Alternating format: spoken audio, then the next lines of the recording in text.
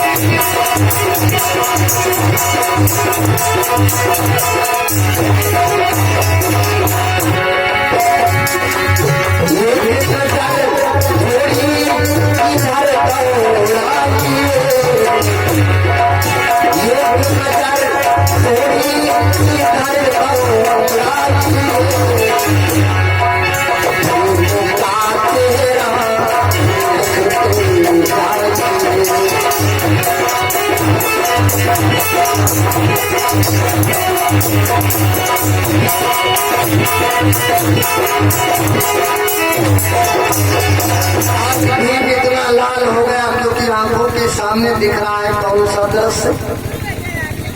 अब का दृश्य, जब दुर्योधन ने दुशासन के द्वारा द्रौपदी के केसों को पकड़वा करके सभा में डाल दिया था। बस महाभारत से और कुछ नहीं मिलेगा। महाभारत से इतने सीख लो कि जीवन में हमें क्या नहीं करना है। अगर जीवन में कुछ करना है तो रामायण की शिक्षा लो, और जीवन में क्या नहीं करना चाहिए तो महाभारत सुनो।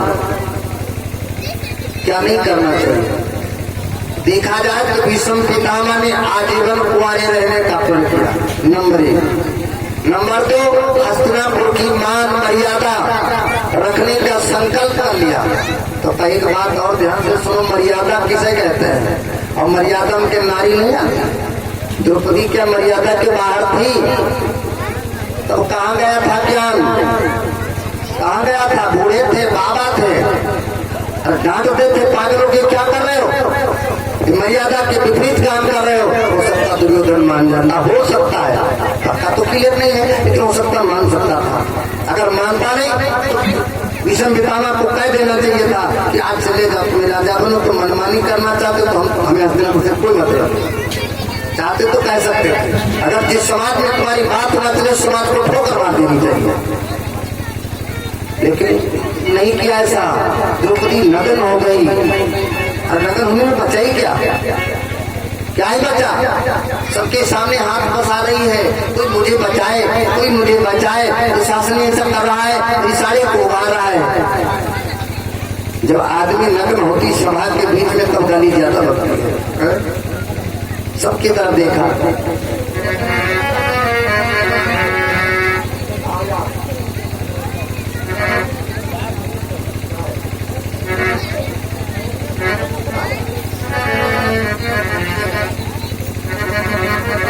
बोलिए भक्त वत्सल भगवान की।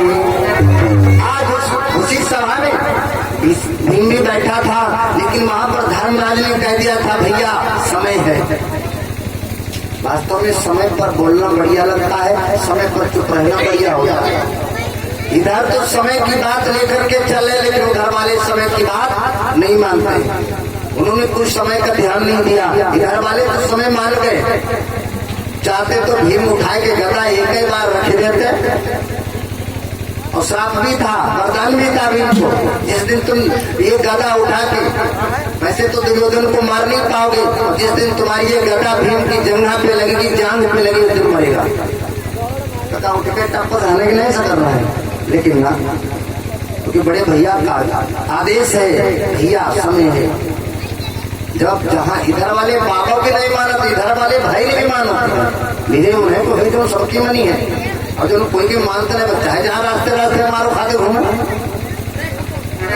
तभी तो लिखा, एक नजर थोड़ी इधर दौड़ाइए, अधीन का चेहरा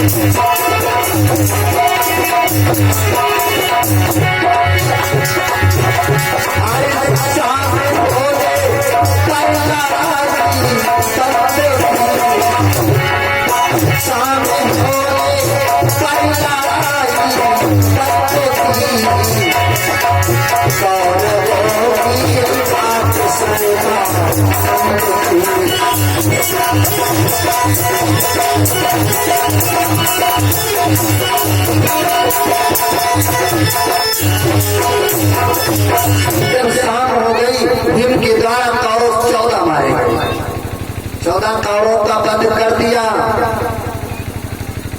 शाम हुई, युद्ध बंद हुआ। युद्ध बंद होने के बाद अपनी सेना का दुर्योधन ने निरीक्षण करवाया, गिनती करवाई। 1 2 3 10 15 60 70 80 81 82 83 84 85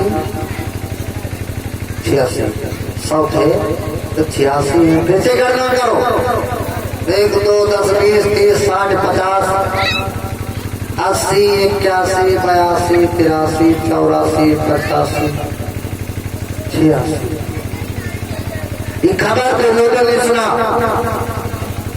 अरे 86 है, 14 गायब है, कहाँ गए होंगे। दुर्योधन ने कहा हम किसी की बात नहीं मानेंगे।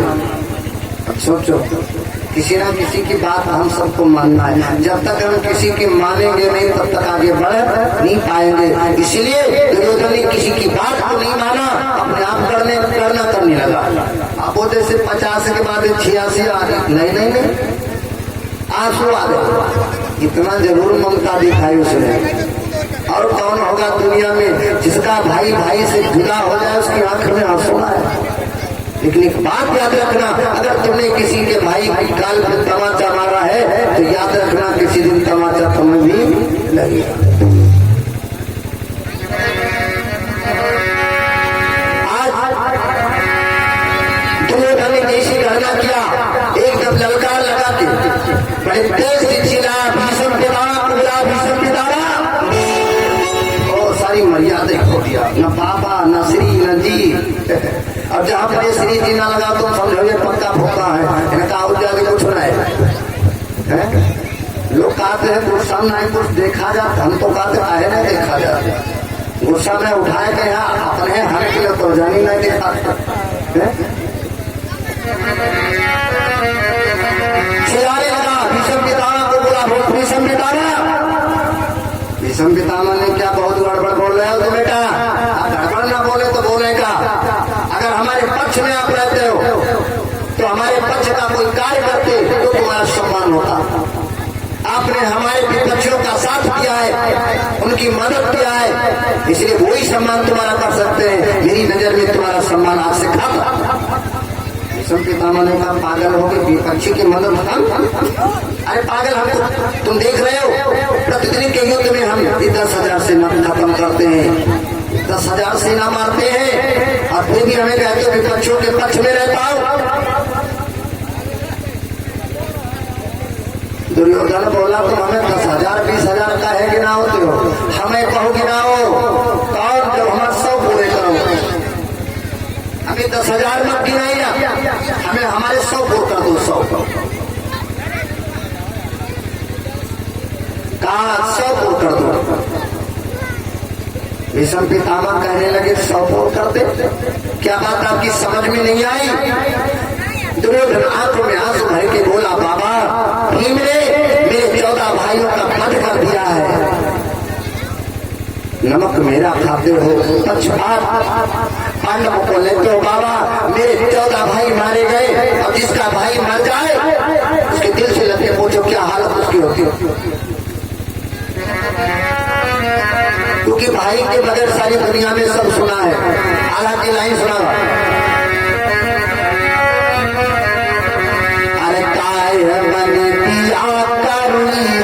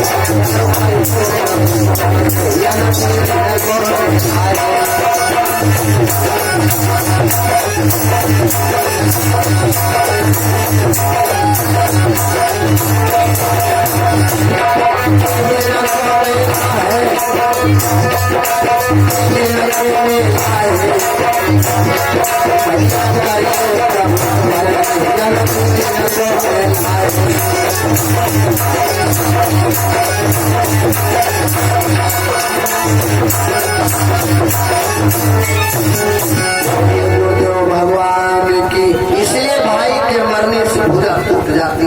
आज यही बात दुर्योधन भीष्म पितामह से कहता है, मेरे 14 भाइयों का वध भीम ने कर दिया।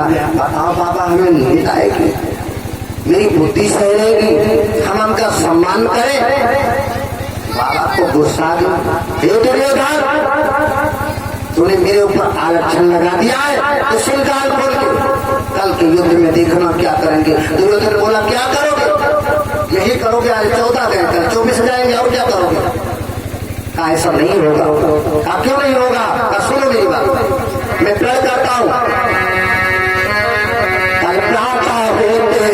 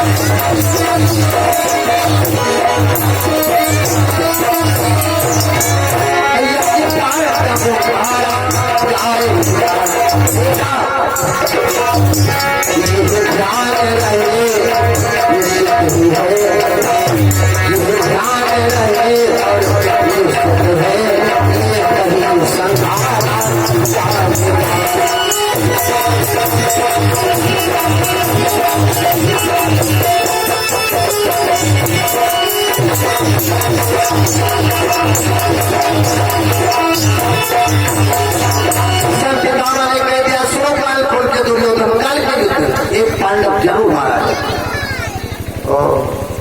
भीष्म पितामह ने जब ऐसी बात कही तो दुर्योधन अपने भाइयों का मरना भूल गया और मरने के आगे वाले मरणों के लिए खुश होने लगा। ध्यान दो, 14 मर गए तो गायब, और कल जो मरने वाला है भाई मारा तो है नहीं। इसीलिए तो आदमी कहते झूठी माया में फंसा है। कल क्या होगा किसी ने देखा नहीं, वो कल होगा ही नहीं, ये भी तो कोई पता नहीं। तो पता है कल हम होंगे कि नहीं होंगे। कल के लिए कितना खुश, 14 भाई मरी गए, कोई बात नहीं, हंसने लगा। बाबा ने कहा, अच्छा जहबार याद रखो, कल एक जरूर मारा जाएगा। किसी ने जाके पांडवों को बता दिया, भैया भीष्म पितामह सदा सत्य बोलने वाले, तो झूठ कभी नहीं बोलते हैं, उनकी वाणी झूठ नहीं सकती है। उन्होंने प्रण किया, कल तो 5 में से जरूर मारा जाएगा। अर्जुन ने विचार किया, धर्मदास से बताया, भैया बाबा ने प्रण किया है, कल के युद्ध में तो पांडव मारा जाएगा। धर्मराज बोले, हाँ हो सकता है, कि बाबा का वचन कभी कथन कभी झूठा नहीं होता है। ये भैया कम से कम जब कल के लिए कहा है, हो सकता है कल हम 5 में से कौन जुदा हो जाए, तो कम से कम आज गले लगकर मिल तो ले। आज तो गले मिले, 5 भाई एक जगह इकट्ठा हो गए, आपस में अपनी दुख भरी कहानी बताने लगे। आपस में बात करते कैसे, ए भैया अरे कल न जाने किसकी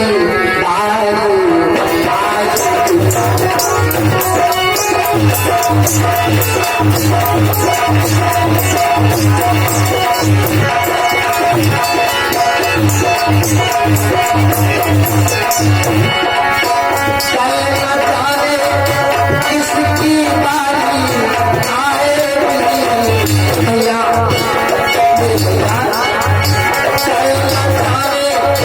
इसकी बारी आए, किसकी जरूरत कल जाए।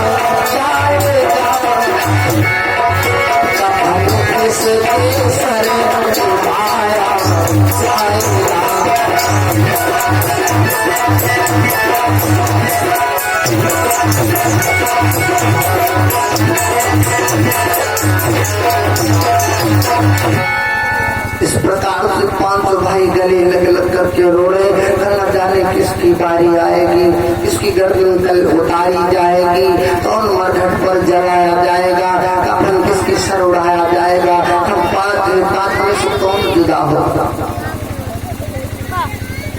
हम आपस में बिना कर रहे हैं, आपस में पीछे भैया सो रहे हैं।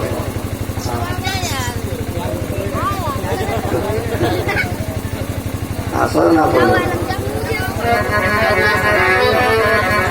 कहने का भाव आपस में 5 गले लग लग के रो रहे हैं। अब गले लग लग के रो रहे हैं। एक बात और याद रखना, भगवान कन्हैया को उस बात की फिक्र हो गई। कौन सी बात? कि 5 पांडव हमारे हमको समर्पित हैं। आपके बेटे के ऊपर कोई दुख हो और आपको खबर मिल जाए तो क्या पता 1 सेकंड आपको चैन पड़ेगा। एक दिन की तो बात कोई खत्म कर दो, 1 सेकंड चैन नहीं पड़ेगा। भगवान कन्हैया कुछ चैन नहीं पड़ रहा है। उन्होंने देखा कि पांडवों वैसे ये कुछ मांगते या बुलाने की राह मांगते, लेकिन ये बुला भी नहीं सकते हैं, ये बुला भी नहीं सकते हैं क्योंकि ये तो हमको समर्पित है। अभी जिम्मेदारी हमारी है, अभी जिम्मेदारी हमारी है। भगवान कन्हैया आए हस्तिनापुर। जब आए तो देखा क्या पांडव रो रहे हैं। पांडवों क्या हो गया, क्यों रो रहे हो? कन्हैया ऐसे ही रो रहा हूं। और जब रोने का समय होता है कन्हैया तभी तो रोया जाता है। भगवान कन्हैया कहने लगे पहले मत बुझाओ, सही सही बताओ क्यों रो रहे हो।